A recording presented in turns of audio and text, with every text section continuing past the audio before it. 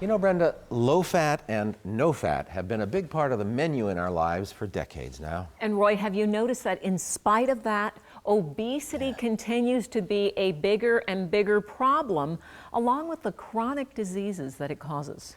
So we've been looking at a U.S. foundation that's been looking at nutrition in this country for well over a decade. And they have some very strong opinions about how a different kind of diet can make us all a lot healthier. They also have enthusiastic grassroots support all across this country. So hang on, these folks could just change your diet for the rest of your life. Good morning, the Weston A. Price Foundation. The Weston A. Price Foundation's mission statement is to provide accurate information about nutrition. And we are particularly concerned about the inaccurate information about nutrition, the wrong paths that people are put down, particularly by this message that fats are bad, that cholesterol is bad. And what that does is steer people away from the very foods they need to be healthy. Weston A. Price was a dentist from Cleveland who traveled the world during the 1920s and 30s, studying primitive populations who were extremely healthy. There were some underlying principles, and the key principle that we stress over and over again was very high levels of what we call the fat-soluble activators. These are vitamins A, D, and K, and they're found exclusively in the foods we're being told not to eat today. They're found in the fats and organ meats from grass-fed animals. This is why we're so insistent on pasture feeding of livestock. They're found in egg yolks, for example, of pasture-fed chickens. They're found in butterfat, organ meats, and they're found in certain types of seafood. Because these were the foods that these people valued as sacred foods, exactly for this reason, for growth and development.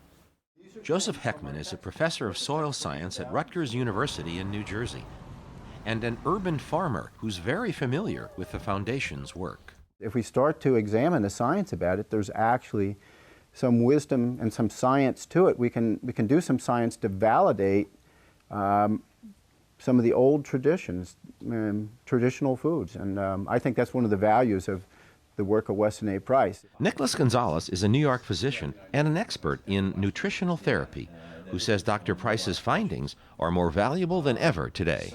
He published his book in 1945 where he showed that traditional peoples living according to traditional nutritional practices enjoyed excellent great health, that most diseases, heart disease, diabetes, cancer, arthritis, allergies, even mental illness are really diseases of civilization because of the way we eat. Yes, and contamination from chemicals as well, but the way we eat is critical to health or whether we're going to develop illness. And Sally has revived Weston Price's work in a way no one else has. Weston Price was the most important nutrition researcher in history. Ron Schmidt is a naturopathic physician, author, and founder of a nutritional supplements company in Watertown, Connecticut. The foundation really is doing the nutritional work that can save the modern world. I mean, I know that sounds dramatic, but that's what it amounts to go back to the traditions that kept people healthy for hundreds of thousands of years and help us understand why we've degenerated and what we need to do to reverse that and have a healthy society. The Foundation's educational effort is robust.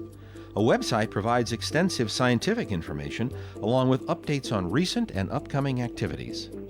Brochures are available on many hot nutritional topics, including the Foundation's campaign in behalf of raw milk, in opposition to soy, and in support of nutrient-rich foods that are unprocessed and chemical-free. The Foundation came into being in 1999. We have over 13,000 members and over 500 chapters. So we've had really good, steady growth and very loyal members. Our members receive a quarterly magazine, which includes everything from detailed scientific information to practical information about cooking and non-toxic therapies. So there's something for everyone in the journal. We publish a yearly shopping guide that helps people find healthy foods, even in the grocery store. And we help people find these foods. We have a system of local chapters. Let's say you're listening to me and saying, I can't find these foods. You go to our website, find your nearest local chapter. There are over 500 of them. And you call them or email, and they have a local food list where you can find the local farms that are doing things right. The Foundation also pays close attention to the scientific claims frequently associated with topics like low-fat, low-cholesterol diets. And we showed just how flimsy that science is. That's one of our mission statements, is to really look at the science, and that's what we have done on our website. We have shown, for example, that first of all, the cholesterol you eat has nothing to do with your proneness to heart disease. She says the Foundation website contains abundant scientific information like that on a wide range of topics. And she says it's critically important that information like this reach mainstream USA. We have this situation where people are trying to be good. They're trying to be on a virtuous, low-fat diet, and they try, and after a while the body is so craving for fats, because your body really does need fats, that they end up eating what I call the pornographic foods, all of the junk foods full of the worst types of fats. So the low-fat message really pushes people into eating the wrong kinds of fats. The right fats are the demonized fats. What is really serious is the children being brought up on low-fat, low-cholesterol, nutrient-deficient diets, lacking the nutrients that we find exclusively in certain types of animal foods like animal fats. These are the nutrients that they need to form their brain, their nervous system, to form healthy bones, healthy joints, and to form the second brain, which is the digestive tract. And what are we seeing today? An epidemic of children with learning disorders and digestive problems.